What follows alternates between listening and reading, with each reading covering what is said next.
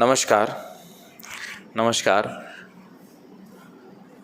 IBPS clerk, IBPS PO, IBPS SO 9th number recruitment के बारे में बात कर रहा हूँ। और जो रिज़र्व लिस्ट था 8th नंबर रिक्रूटमेंट, उसका फाइनल सिलेक्शन का रिज़ल्ट आउट हो चुका है।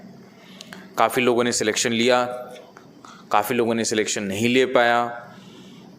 अब वो उम्मीद लगा के बैठे हैं कि SBI क्लरिकल प्रीलिम्स का रिज़ल्ट कब आएगा, पढ़ाई फिर से कब दोबारा शुरू कर पाएंगे और SBI क्लरिकल को अच्छे तरीके से अपेयर कर पाएंगे।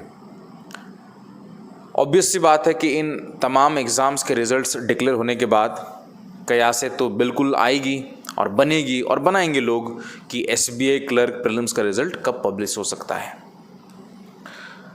मेरे प्यारे दोस्त, 2-3 चीज़ें यहाँ पे समझने की ज़रूरत है।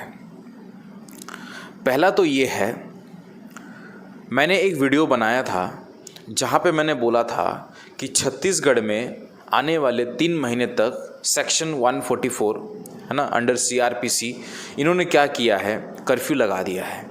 यानी 3 महीने तक 4 से 5 या 4 या 5 आदमी से ज़्यादा लोग एक जगह पे इकट्ठा नहीं हो पाएंगे।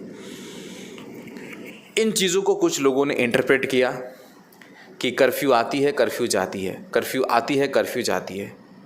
तो मैं उन लोगों को प्रश्न पूछना चाहता हूँ यहाँ पे, कोरोना आती है, कोरोना जाती है, कोरोना आती है, कोरोना जाती है, हाँ या ना? बता दो, ये भी बता दो। मेरे प्यारे दोस्त, दिमाग लगाने का भी कभी कभी ज़रूरत पड़ता है। जो कर्फ्यू की जो बात हुई है वो क्यों हुई है? इसलिए हुई है ऑब्वियसली कि हम इस पेंडेमिक को प्रिवेंशन में डाल पाएँ, प्रिवेंशन कर पाएँ, राइट। और ऑब्वियस सी बात है कि आप अगर इसका क्योर नहीं कर पा रहे हो तो prevention is better than cure. मैं आपको एक आंकड़ा बताना चाहता हूँ। लास्ट 6 दिन से इंडिया के जो केसेस हैं वो 5000 केसेस पर डे के हिसाब से आ रहा है। मैं आपको एक आंकड़ा दिखाता हूँ, just minute, give me some time. माफ़ी चाहता हूँ, देखिएगा, at 5000 cases per day India ranking at 4th in daily new cases.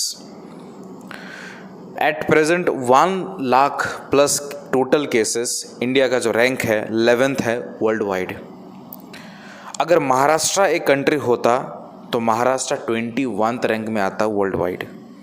Mumbai एक कंट्री होता तो मुंबई 30th रैंक में आता वर्ल्ड वाइड। अब दोस्तों, मैं यहाँ पे किसी को क्रिटिसाइज़ करने के लिए नहीं आया हूँ, बस ये बुद्धि और ज्ञान देने के लिए आया हूँ कि घर में बैठ के कयासें लगाना काफ़ी इजी है, बिकॉज आपके पास कोई काम धंधा तो है नहीं। बैठ के बस यही सब चीज़ें करोगे कि कोई नेगेटिविटी फैलाता है, पॉजिटिविटी फैलाता है।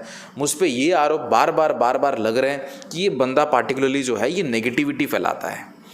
मैं आपको बताना चाहता हूँ, एक बंदा जो 10 घंटे काम करके आए फिर वीडियोस बनाए, उससे ज़्यादा कोई पॉजिटिविटी इंसान होगा? नहीं होगा। मैं अपनी तारीफ़ कर रहा हूँ, मजबूरन मुझे करना पड़ रहा है। दूसरा चीज़ ये है, अगर मैं नेगेटिविटी फैलाता तो मैं क्लासेस लेके नहीं आता जनाब। क्लासेस जो लेके आ रहा हूँ, क्लासेस आप देखो, अब मैं तो आपको भी इनवाइट करता हूँ, आप आके क्लास अटेंड करो, देखो ज़रा, थोड़ा सा बुद्धि बढ़ेगा।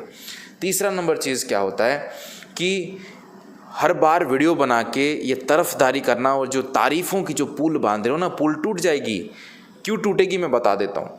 आप जिस हिसाब से क्रिटिसाइज़ कर रहे हो अपने बेटा समान पुत्र को कि ये बंदा नेगेटिविटी फैला कि ये चीज़ें कर रहा है, ये नेगेटिव चीज़ें आप पैदा कर रहे हो। फिर ये आपका प्रोपागेंडा है, ये स्ट्रेटेजिक प्रोपागेंडा है। मैं समझ पाता हूँ इस चीज़ पे। सो इस पे ना आपकी भलाई हो रही है ना मेरी भलाई हो रही है, इसमें हमारे सब्सक्राइबर्स की घाटा हो रहा है।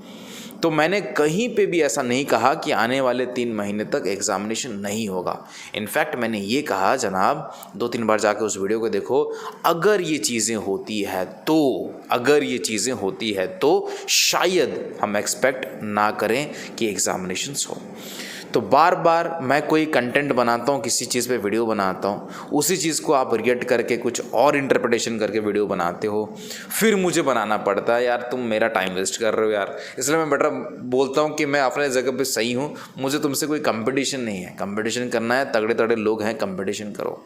आप घर में बैठ के आप वीडियोस बनाओ, अच्छे तरीके से बनाओ, काफ़ी खुशी भी होती है मुझे। लेकिन अपने हिसाब से जो आप बोल रहे हो ना, ये गलत चीज़ है, ये बहुत गलत चीज़ है। ये सब चीज़ें ना करो, क्योंकि हमारे पास इतना भी टाइम नहीं है कि मुझे कोई और भेजे कि सर देखो ये चीज़ें चल रहा है, वो चल रहा है। This is the last time I am making this video on you, because I don't think that you deserve that now to be respected from my side, because मैं समझ गया हूँ, आपको बहुत अच्छे तरीके से समझ गया हूँ।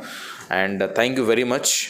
और SBI रिज़ल्ट के बारे में जो लोग बता रहे हैं दोस्तों, ये है कि SBI का रिज़ल्ट निकलना इट्स अ डिफरेंट थिंग, क्योंकि ये प्रीलिम्स का रिज़ल्ट होगा। और मुझे लगता है कि अगर SBI ने ये डिसाइड कर लिया है कि रिज़ल्ट निकालेंगे और ठीक 15 दिन के बाद एग्जामिनेशन करवा दें, क्योंकि ऑब्वियसली ये होता है ना कि रिज़ल्ट जिस दिन पब्लिश होता है ठीक 15 दिन के बाद मेंस एग्ज़ाम होता है। और अगर अभी 7 दिन के अंदर पब्लिश हो गया, 15 डेज़ के बाद मेंस, मुझे लगता है क्वाइट इम्पॉसिबल है।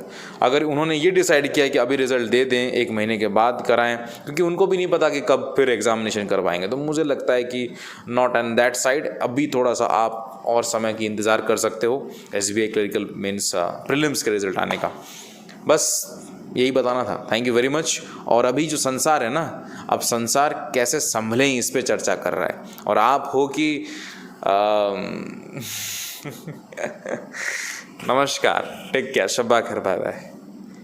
बाय द वे, मैं एक और चीज़ बोलना भूल गया कि हर एक इंसान का अपना अपना स्टाइल होता है, बोलने का ज़रिया हो, कंटेंट डिलीवर करने का तरीका हो, कुछ भी हो। मैं अपने में बहुत खुश हूँ यार। प्लीज़ आप ऐसे करके कहीं ना कहीं आप हमारे सब्सक्राइबर्स को डिमोटिवेट कर रहे हैं। Thank you so much. नमस्कार।